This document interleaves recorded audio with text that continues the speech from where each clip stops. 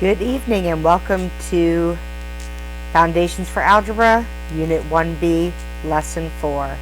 Please remember to be filling out your guided notes as you complete this. So today's objective, scholars will find the slope of an equation written in standard form. Slope of an equation written in standard form. So the first question is, what is standard form? So we're used to seeing equations that look like this. Y equals mx plus b.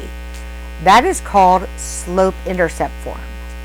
We know that m is the slope and b is the y-intercept.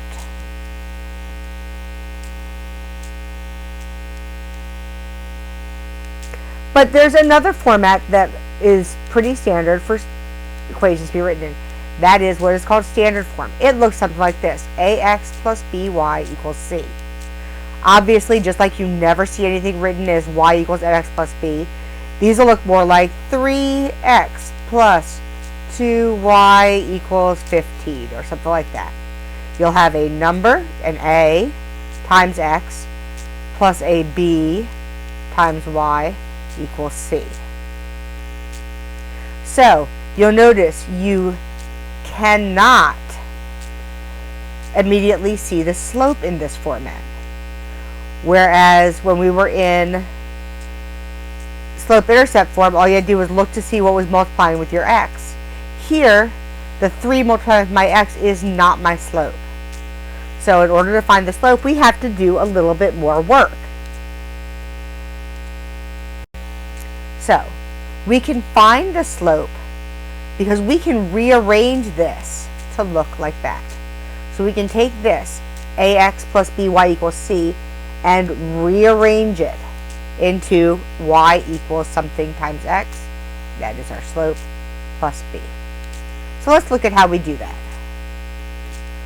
So the first thing we can do is we can subtract ax from both sides. Remember, it's an equation. Whatever we do on one side, we do on the other.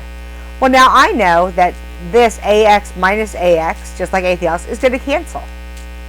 So when I write my next line, all that's left on that side, because this canceled, all that's left is by equals c minus ax. Well, once again, I still don't have y by itself. I need to get rid of that b. So I can simply divide each term by b.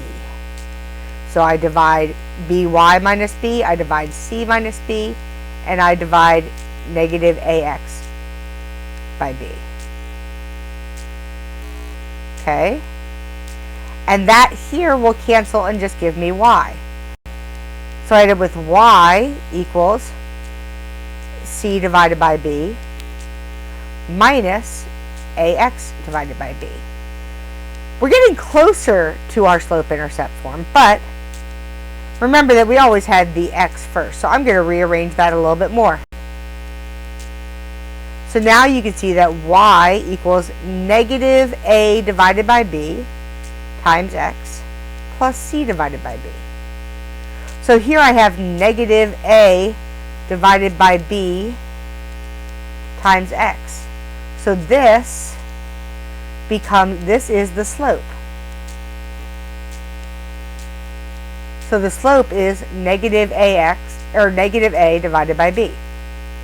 So now let's try that with a couple of practice problems. So once again, we're doing negative a divided by b. So the first thing I have to do is figure out which ones are a and b. So in this first problem, remember it's ax plus by equals c. So I need to find a and b. So here's a and here's b. So I have 3 over 10, and remember it's negative. So that's my slope. That's all I have to do is a divided by b and then put the negative. So let's try number 2. We do a different color so you can tell what it is. So here my A is 5. My B is negative 7. Remember, that's a minus there. So it's negative 7. And then when I add the negative here, that becomes just 5 over 7, because two negatives cancel each other out. So this negative and this negative cancel out, and this becomes 5 over 7. So let's look at the next one. Well, A is 4. That's easy, right? What is B? Remember, there's always a 1 here multiplying that we don't write. So in that case, B is negative 1. And so we want the opposite of it. So what is the opposite of 4 divided by negative 1? Remember, these are going to cancel. And the answer is just 4, because 4 divided by 1 is 4. Let's do the last one together. So A here is 0.75. B is 6. And then I do negative. So I have negative 0.75 divided by 6. Just please note, you cannot leave a decimal in a fraction. So you're going to need to use your calculator real quick. And when you do that, you will see that this is negative 0.125. Okay, do the practice on your own, and I will see you in class.